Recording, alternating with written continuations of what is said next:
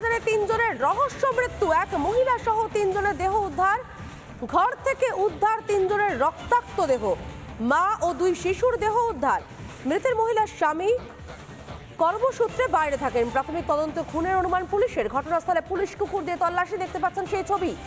একই পরিবারে তিনজনের দেহ উদ্ধার, মা ও দুই শিশুর দেহ উদ্ধার রক্তাক্ত অবস্থায়। মনোরঞ্জন রয়েছে, সরাসরি চলে যাব মনোরঞ্জনের কাছে। মনোরঞ্জন, ঠিক কি ঘটেছে?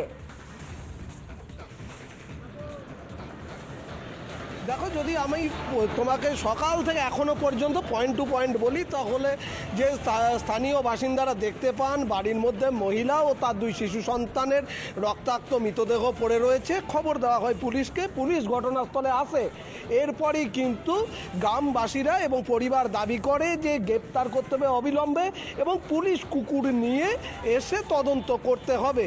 এই তদন্ত প্রক্রিয়া শেষ করতে পুলিশ কুকুর যতক্ষণ না আসবে ততক্ষণ তারা কিন্তু মৃতদেহ তুলতে দেবেন না।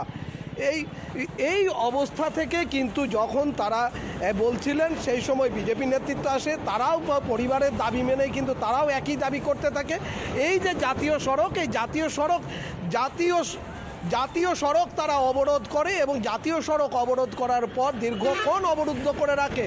এদিকে পরিবারের দাবি মেনে কিন্তু পুলিশ কুকুর নিয়ে আসা হয়। পুলিশ কুকুর নিয়ে আসার পর কিন্তু পুলিশ কুকুর তদন্ত করে, কিন্তু সেই তদন্ত প্রক্রিয়াতেও তারা ক্ষোভ প্রকাশ করতে থাকে এবং সেই তদন্ত প্রক্রিয়ার পর কিন্তু সেখানেও কিন্তু তদন্ত প্রক্রিয়া ক্রমাগত চলতে থাকে। অন্যদিকে স্থানীয় বাসিন্দারা তারা দাবি করেন যে যতক্ষণ না কেউ গ্রেপ্তার হচ্ছে তারা কিন্তু আবার একবার পথ অবরোধ করতে পারেন। যদিও শেষ পর্যন্ত তাদেরকে বুঝিয়ে পথ অবরোধ থেকে সরিয়ে দেওয়া হয়। মৃতদেহ পুলিশ কুকুর আসার আগেই নিয়ে যাওয়া হয় ময়না তদন্তের জন্য। এখনো পর্যন্ত কিন্তু মানুষ স্বাভাবিকভাবে, এখন তুমি দেখতে পাচ্ছ স্বাভাবিকভাবে কিন্তু এই মুহূর্তে অবরোধ আর নেই, অবরোধ সরে গেছে। স্থানীয় মানুষ কিন্তু তারা বলছেন এবং পুলিশ তাদের আশ্বস্ত করছে। আমি একটু আদিবাসী নেতা যারা রয়েছেন তাদের সাথে একটু কথা বলবো। বলছি দাদা, বলছি এখন আপনারা কি চাইছেন? এখন যেটা যে ম্যানেজার পাড়াতে যেটা মর্মান্তিক ঘটনা ঘটলো, তিনজন মার সাথে দুটো ছেলেকে খুন করেছে। আমরা চাই কঠোর সাজা হোক, ফাঁসি হোক। এটা পরবর্তীকালে আমরা একটা বৃহত্তর আন্দোলনে যাব, কারণ এই বীরভূমে বিভিন্ন রকম সমস্যা হচ্ছে, এটা বিভিন্ন জায়গায়। দেখো, বলছেন যে বিভিন্ন সমস্যা হচ্ছে। আমি একটু মহিলাদের সাথে কথা বলবো, কি বলবেন এই যে ঘটনা হলো, আপনারা কি চাইছেন? আমরা চাইছি অপরাধ যেন খুঁজে পাওয়া যায় আর মানে ওদের কঠোর শাস্তি হোক, আর এরকম যেন আমাদের আদিবাসী ইয়েতে না হয় কোনোদিনও, সেটা আমরা চাইছি। আজ আমাদেরই হচ্ছে কেন, আদিবাসীর জাতিরই কেন হচ্ছে? ওরা নরম বলে ওদেরকে শাসন করা হচ্ছে। দেশ আমরা তো সেই অত্যাচারেই ভুগছি।